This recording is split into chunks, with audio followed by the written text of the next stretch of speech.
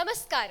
ನಾನು ಇಂದು ಮಾತನಾಡುತ್ತಿರುವ ವಿಷಯ ಊರಿನ ಅಭಿವೃದ್ಧಿ ಹಾಗೂ ಪರಿಸರದ ಸಂರಕ್ಷಣೆ. ಊರು ಎಂದಾಕ್ಷಣ ಮೈ ರೋಮಾಂಚನಗೊಳ್ಳುತ್ತದೆ. ಯಾಕೆಂದರೆ ಊರಿನ ಪರಿಸರ, ವಾತಾವರಣ ಅತಿ ಶುದ್ಧ.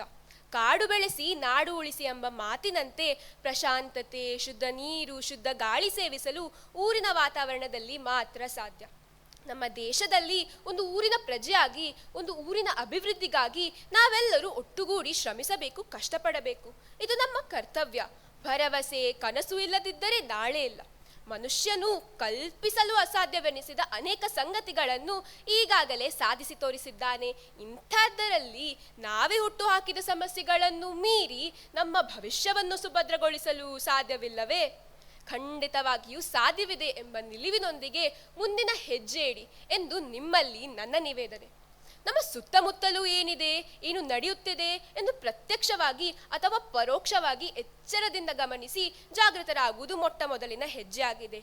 ಊರಿನ ಅಭಿವೃದ್ಧಿಗೆ ಹಾಗೂ ಪರಿಸರದ ರಕ್ಷಣೆಗೆ ನಾನು ನೀಡುವ ಕೆಲವು ವಿನಮ್ರ ಸಲಹೆಗಳು ಈ ರೀತಿಯಾಗಿದೆ.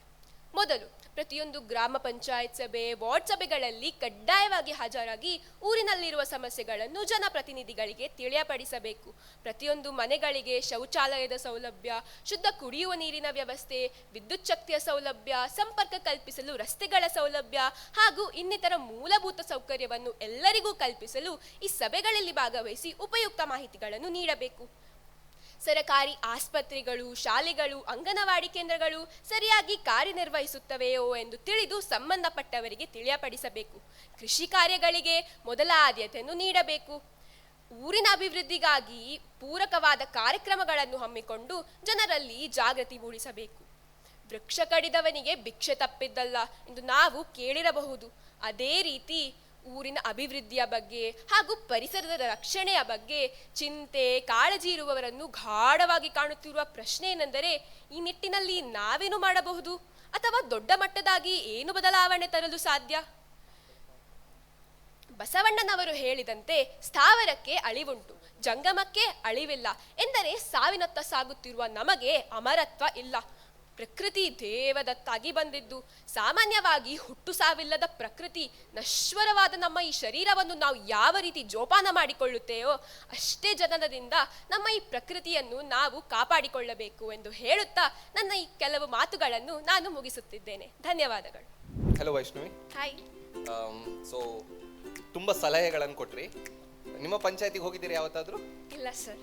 ನೀವು ಅಲೆಯೂರಲ್ಲ? ಇಲ್ಲ ಸರ್, ನಾನು ಮಣಿಪಾಲ. ಓಕೆ. ಮಣಿಪಾಲದಲ್ಲಿ ಪಂಚಾಯತ್ ಬರುದಿಲ್ಲ, ಎಂತ ಬರ್ತದೆ? ಗೊತ್ತಿಲ್ಲ ಸರ್. ಸೊ ಸ್ಪೀಚ್ ಮಾಡಿದ್ರೆ ಆಯ್ತಲ್ಲ, ಅದನ್ನು ಫಾಲೋ ಮಾಡ್ಬೇಕಂತ ಇಲ್ಲಲ್ಲ ಸರ್? ಮಾಡಬೇಕು. ಓಕೆ, ನಿಮ್ಮ ಸ್ಪೀಚ್ ಒಳ್ಳೇದಿತ್ತು. Thank you sir. ಫ್ಲೋ ಎಲ್ಲ ತುಂಬಾ ನೀಟ್ ಆಗಿತ್ತು. ಸೊ ಕಂಟಿನ್ಯೂ ಮಾಡಿ ಅದನ್ನು. Sir. Okay, what you preach you have to practise ಅಂತ ಹೇಳ್ತಾರೆ. This is speech, not preaching.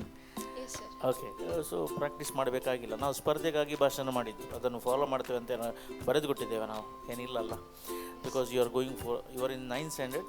Okay, so you are going for the inter school competitions. So you know, I no need to tell. So ಅದು ಇದ್ದರೆ advantage. Okay, so ಇದು ಕೊಡಲಿಕ್ಕೆ ಏನು ಸಮಸ್ಯೆ ಇಲ್ಲ. Okay, you are selected. Thank you, sir. Yeah, please come and collect.